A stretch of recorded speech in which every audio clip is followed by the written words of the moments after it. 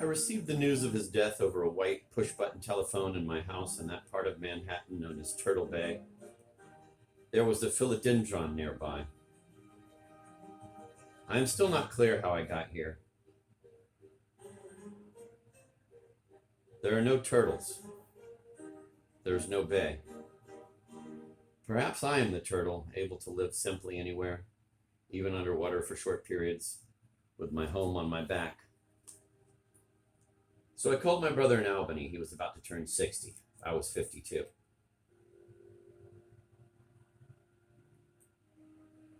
We were certainly no spring chickens.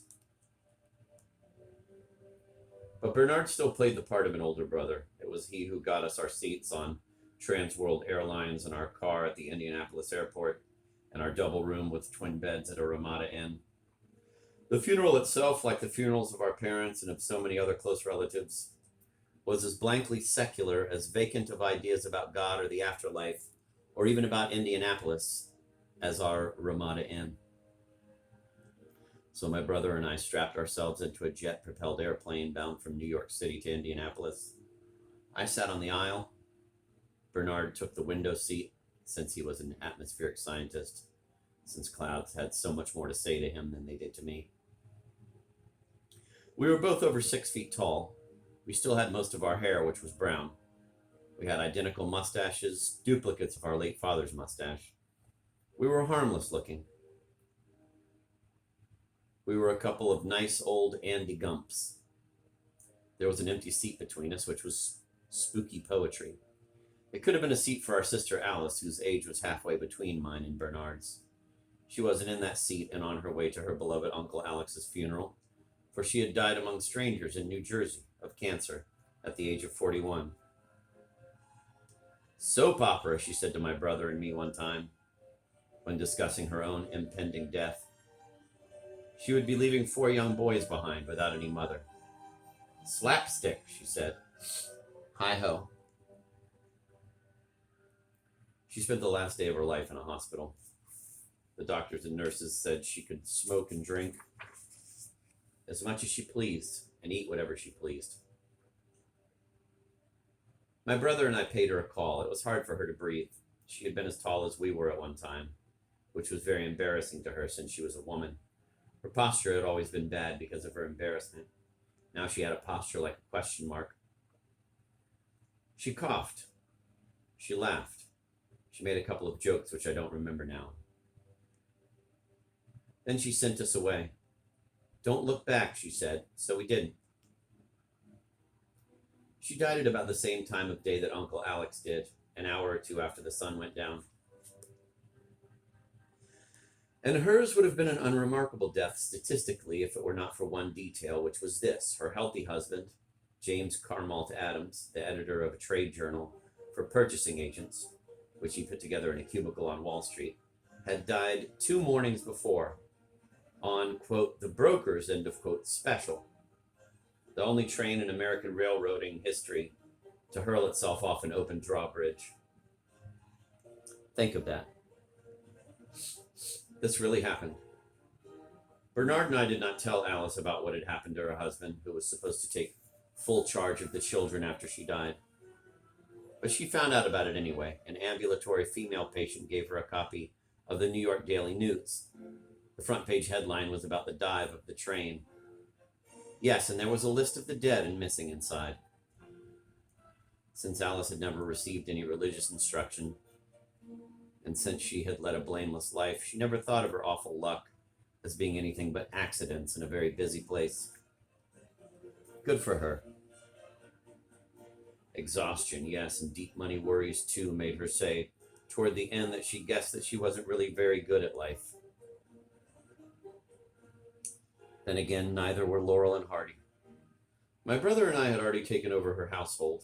After she died, her 3 oldest sons, who were between the ages of 8 and 14, held a meeting which no grown-ups could attend.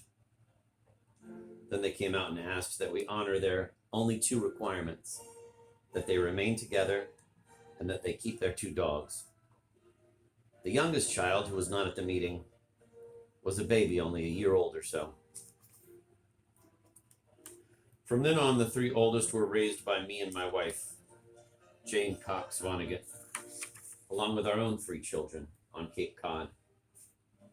The baby, who lived with us for a while, was adopted by a first cousin of their father, who is now a judge in Birmingham, Alabama. So be it. The three oldest kept their dogs. I remember now that one of her sons, who was named Kurt, like my father and me, asked me as we drove from New Jersey to Cape Cod with the two dogs in the back. He was about 8. We were going from south to north, so where we were going was up to him. There were just the two of us. His brothers had gone ahead. "Are the kids up there nice?" he said. "Yes, they are," I replied. He's an airline pilot now. They are all something other than children now. One of them is a goat farmer on a mountaintop in Jamaica. He has made come true a dream of our sisters, to live far from the madness of cities, with animals for friends. He has no telephone or electricity. He is desperately dependent on rainfall. He is a ruined man if it does not rain. The two dogs have died of old age. I used to roll around with them on rugs for hours on end, until they were all pooped out. Yes, and our sister's sons are candid now about a creepy business which used to worry them a lot. They cannot find their mother or their father in their memories anywhere, not anywhere. The goat farmer, whose name is James Carmalt Adams Jr., said this about it to me, tapping his forehead with his fingertips. "It isn't the museum it should be." The museums in children's minds, I think, automatically empty themselves in time of utmost horror to protect the children from eternal grief. For my own part, though, it would have been catastrophic if I had forgotten my sister at once. I had never told her so, but she was the person I had always written for. She was the secret of whatever artistic unity I had ever achieved. She was the secret of my technique. Any creation, which has any wholeness and harmoniousness, I suspect, was made by an artist or inventor with an audience of one in mind. Yes, and she was nice enough, or nature was nice enough, to allow me to feel her presence for a number of years after she died, to let me go on writing for her. But then she began to fade away, perhaps because she had more important business elsewhere. Be that as it may, she had vanished entirely as my audience by the time Uncle Alex died. So the seat between my brother and me on the airplane seemed especially vacant to me. I filled it as best I could with that morning's issue of the New York Times. While my brother and I waited for the plane to take off for Indianapolis, he made me a present of a joke by Mark Twain about an opera Twain had seen in Italy. Twain said he hadn't heard anything like it, quote, "since the orphanage burned down," end of quote. We laughed. He asked me politely how my work was going. I think he respects, but is baffled by my work. I said that I was sick of it, but that I had always been sick of it. I told him a remark which I had heard attributed to the writer Renata Adler, who hates writing, that a writer was a person who hated writing.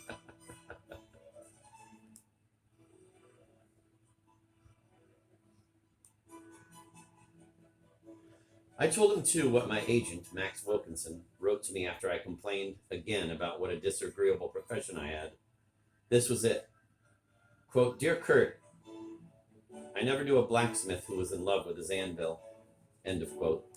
We laughed again, but I think the joke was partly lost on my brother. His life has been an unending honeymoon with his anvil.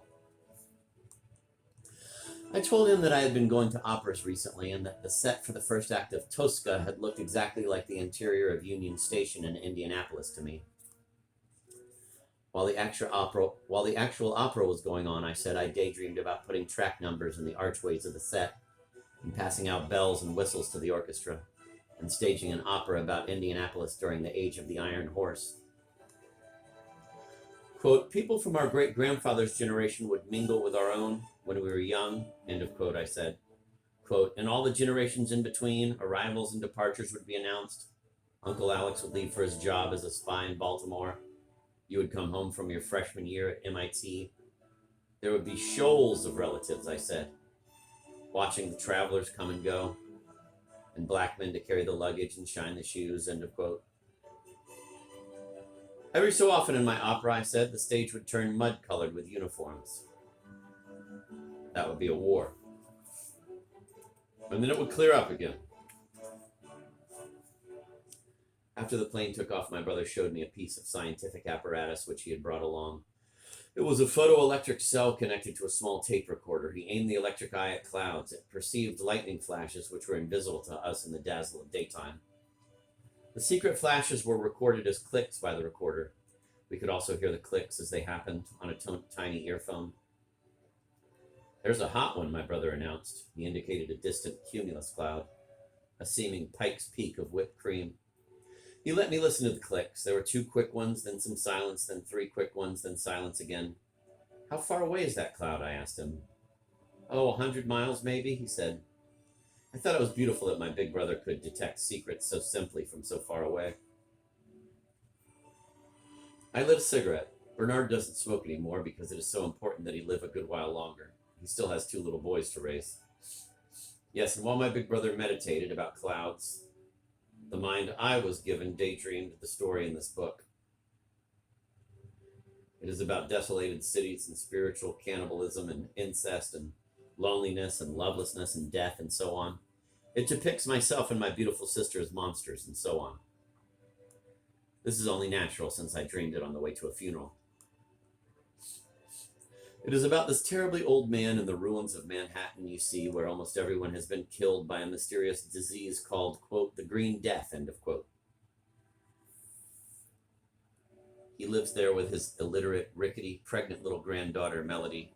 Who is he, really? I guess he is myself, experimenting with being old. Who is Melody? I thought for a while that she was all that remained of my memory of my sister. I now believe that she is what I feel to be when I experiment with old age. All that is left of my optimistic imagination, of my creativeness. Hi-ho. The old man is writing his autobiography. He begins it with words which my late uncle Alex told me one time should be used by religious skeptics as a prelude to their nightly prayers. These are the words. To whom it may concern,